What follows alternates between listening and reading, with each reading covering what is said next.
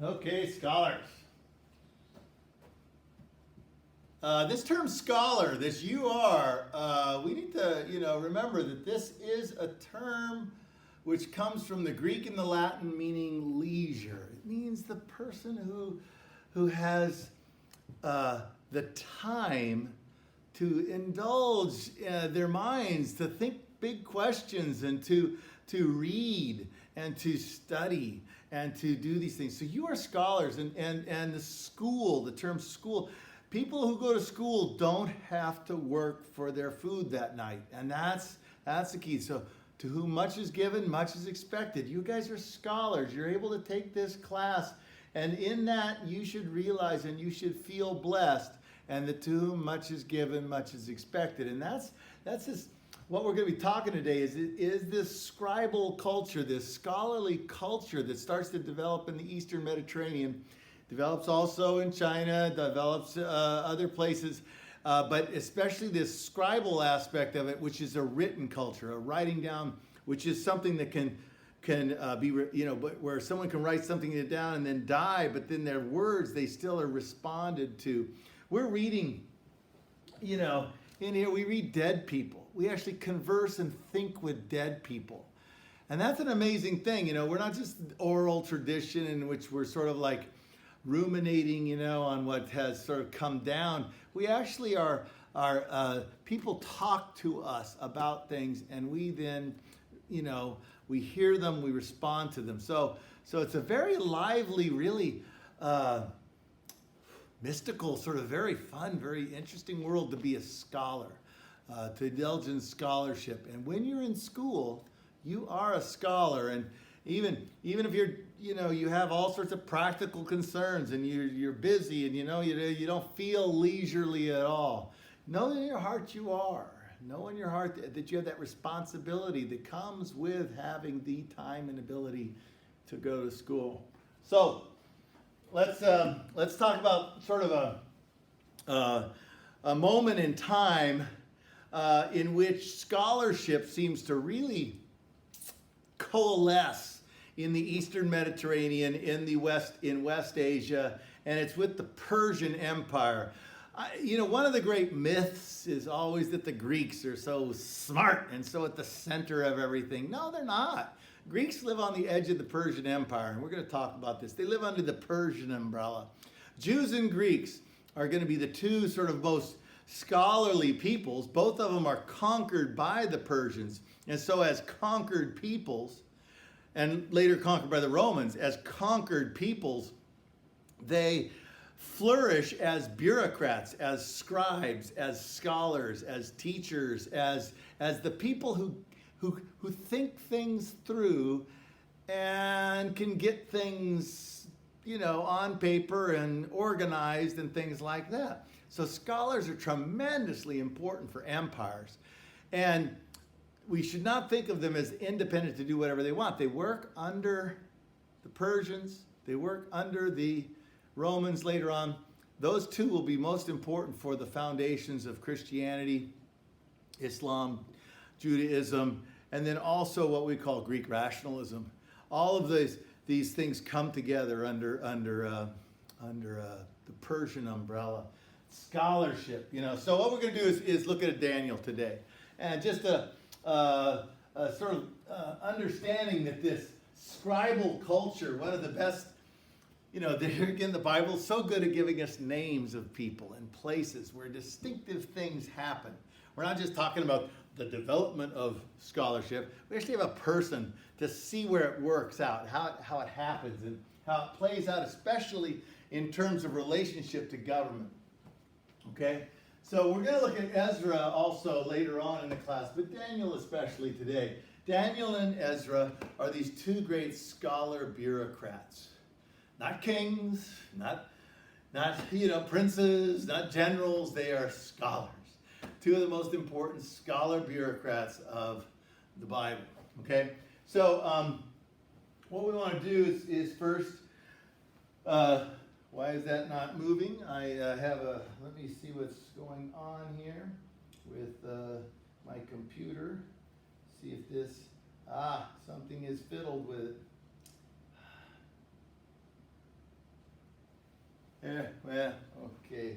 Let's go slideshow, and then from current slide, see if that goes. Look at this. Resume slideshow. There we are. See, maybe that's the problem. There it was. Okay. Daniel's here. And we needed this sort of political event. Nineveh falls to Babylon. Then Jerusalem falls to Babylon. And then you see you get Daniel. And then the Jews return to Jerusalem, and as Babylon falls to the Persians. And so there's this, from 612, about a 70-year period, you get this dynamic change. And living through it all is Daniel. He's young here, and he's old here. And the book of Daniel, sort of, the chronology is not real clear, but we see this scholar. And so where we start with is to see that there's a story that develops here. And we know about Persians, and we'll talk about their leaders. There's Cyrus, and then there's Darius, and there's Artaxerxes, and these other Xerxes, and people like that. And then we'll see the Greeks, and we have names of them. And where does all this come from? How do we know this is true? These scholars at this time began to develop it. A proof system, an evidentiary system, that you don't have to actually see what's going on, that you can actually know what's going on without seeing it.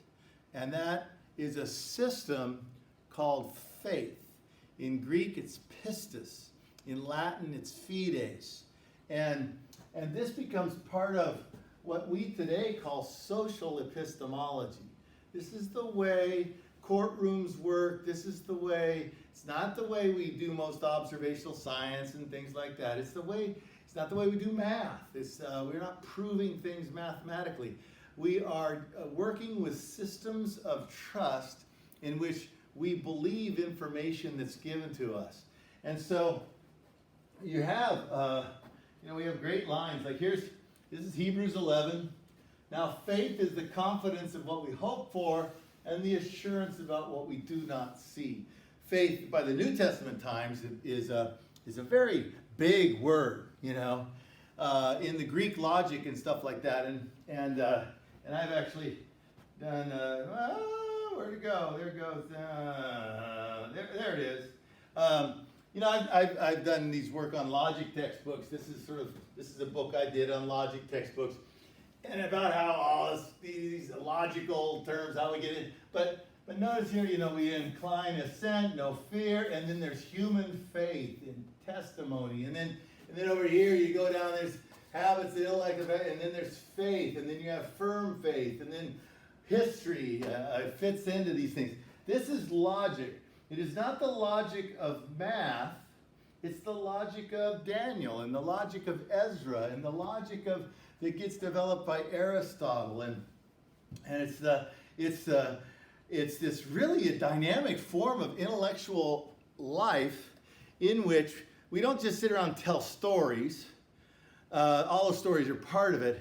It's that there's a sort of dynamic in which we tell trusted stories. And so we don't start to mix up, Odysseus as a real person or something like that and turn Odysseus into a myth. Odysseus may have been a real person, but he's turned so much into a myth by Homer that we don't really have a hard time grabbing hold of Odysseus. Whereas with the story of Daniel, no, we got a real story of a guy and his situation and what happens to him, and then with Ezra, we have a real guy, his story, and then those duties of those guys, and we'll talk about the book of Esther in here too, is Persian literature, and then with Herodotus, which is also Persian literature, is real concerned about, what can we know about things that we haven't seen, especially events that happened in what we call history, things time before, it was before anyone, so we have to rely on hearsay stories, and we come up with this notion of faith. So faith is founded as a key term of this scribal culture under the Persians, under the Greeks, under the Romans, and it becomes like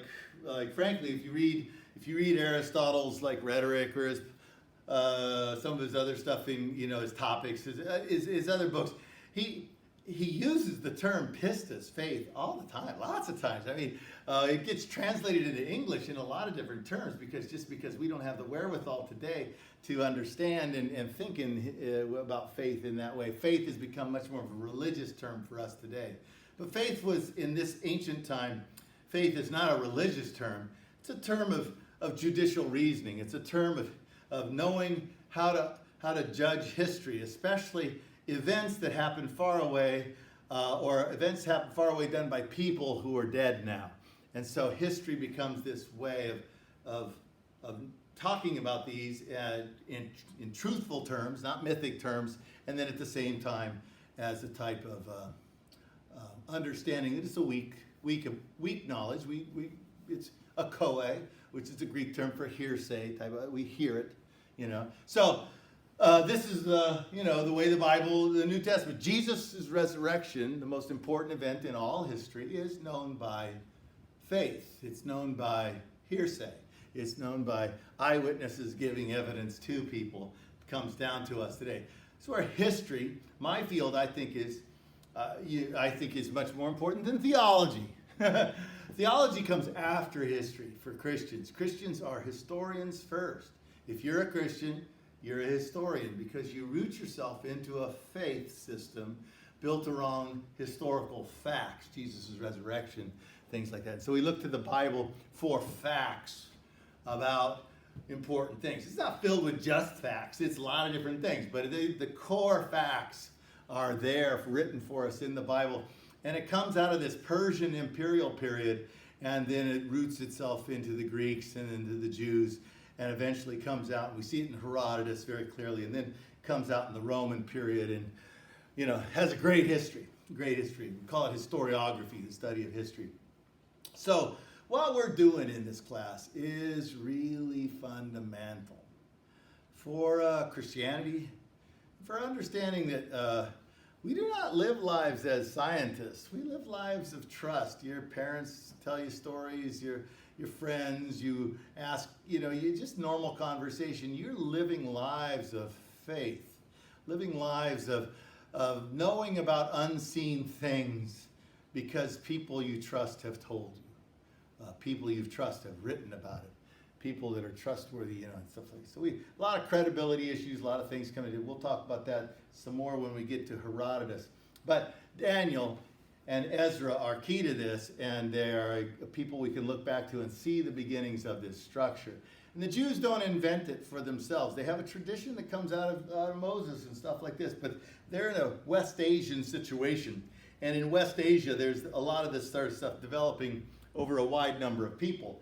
And the Babylonians sort of grab a dynamic power. And so what happens with Babylonians is that they're led by a guy named Nebuchadnezzar II, okay? Nebuchadnezzar, if you did VeggieTales as a kid, which you should, he's the big cucumber, okay?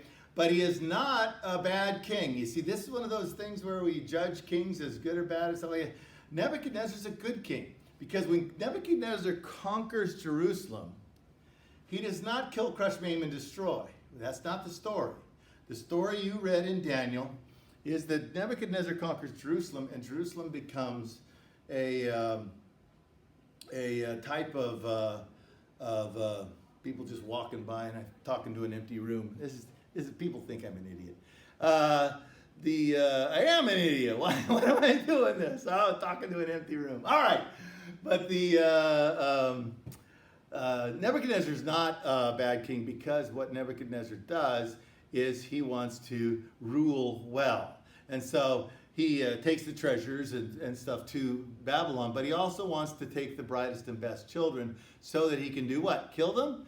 Offer them as a human sacrifice? No. He is going to educate them. He's going to put them in school so that he can train them up. And then there's that very fun little story of Daniel as a child saying, hey, I don't want to eat your food. And what do? Do the guards drag him out and kill him? No, the guards are very reasonable. Okay, all we want you to do is be healthy and your mind to work well because we got a job for you. You're going to be these scholars who can interpret languages and work back and forth between multiple cultures as Nebuchadnezzar begins to create what we call an empire, where he grabs different kingdoms and puts them together. Nebuchadnezzar does a good job. And Daniel does a good job. Daniel succeeds. The story that comes along later is that Daniel is he has the gift of interpreting dreams, very important gift, and that's cool. And that's why Daniel is very much in the prophet section of the Old Testament rather than in the history section. So like Esther's over in the history section, Daniel's in the prophet section, Ezra's in the history section, Daniel's in the prophet section. But Daniel has these historic qualities of the scholar that we wanted to talk about. And then we see then especially that Daniel survives into the time of the first year of Cyrus. And we'll read this in Herodotus. We see that it's a crucial moment where Babylon is conquered by the Persians. And Cyrus is the great Persian king. And we'll talk about Cyrus later. But interestingly, Herodotus, the Bible, don't give us Cyrus as ruling over Babylon. Cyrus has got other fish to fry and he heads out. And he leaves behind rulers to rule things. Now, the name we get in the Bible is Darius, and it probably is the great Darius that Herodotus will talk about. Darius is not necessarily at this point the Darius. He's not maybe he even hasn't married into Cyrus's family yet. But the thing is that he is in this entourage of generals and such who is left over to rule over Babylon as Babylon gets stabilized and Cyrus takes his army off. So in this weird situation, we have one of these standard sort of fun scholar stories, which is that Darius's advisors come to him and they snooker him into signing a law that that the people who won't do this worship will die. And so Daniel is going to get killed. It's an internal fight among scholar bureaucrats. We get this throughout history, and it's something you'll probably have in your own life, is internal middle management, feisty fights and between scholar bureaucrats. And Daniel is definitely sort of out on this, but what these other guys have done is they've snookered the boss into signing this document. Now the key is not the story of the snookering, but the signing. Because let's go over here to this passage here and look at it. See, he should put it in writing so that it cannot be altered. And Darius put it in writing. And we want to always be looking for that. When something is put in writing, what kind of power does it have when it gets into writing? And the Persian Empire is going to be, as far as I know, the first that is really clearly laid out as if it gets into writing, it is more powerful than actually the leader himself. And we're going to see this a number of times where the leader has to follow what is written. And this is what we consider good government. This is where librarians and archivists become the key figures of American stability. How do I know I own my house? Not because the president or the mayor says I do, but because I have a deed and it's recorded down there in the basement of some building here in town. That's what makes me own my house. You see, that gives me stability. That gives society stability. Is what's in those archives down under in the basement of the courthouse. And you see, that's what we start to see with the Persians. Is not that a king can do anything he wants. He can't kill anybody he wants. No, he's bound by law. So they then bring Daniel in, right? And they say, okay, Daniel's done this. And Darius does not. That's the key to the story. Darius, the Persian, does not want to kill Daniel, but he has signed a document. So he must throw Daniel in the lion's den. Now Daniel's going to get out, and the story has other things like this. But this is this scribal culture. It's about writing. It's about writing as having a power. And then it's also going to spread out into the writing of history and the writing of laws, the writing of deeds, the writing of all sorts of things in which we have faith through these documents. We have faith in these documents and through these documents to know that I own my land. You know, I can prove I own my land, not because I can prove it mathematically or scientifically, but I can prove it through the faith in documents. These deeds have not been they aren't mythic, all right? And so that's this sort of key element of our modern world, which is huge, that we first start to see in the ancient world. And we're going to start to track this and see this develop better and in more sophisticated ways. But this is the development of faith and scholarship together, and tied to especially this archiving of documents. We need to keep documents safe. We'll see this very clearly with Ezra. And who invented it? We're not sure, but we see an umbrella of the Persian Empire. In our Bible, in Herodotus, in other ways, it's the Persian Empire that's creating this scholarly culture that values that kind of scholarship, which will create ultimate stability for society.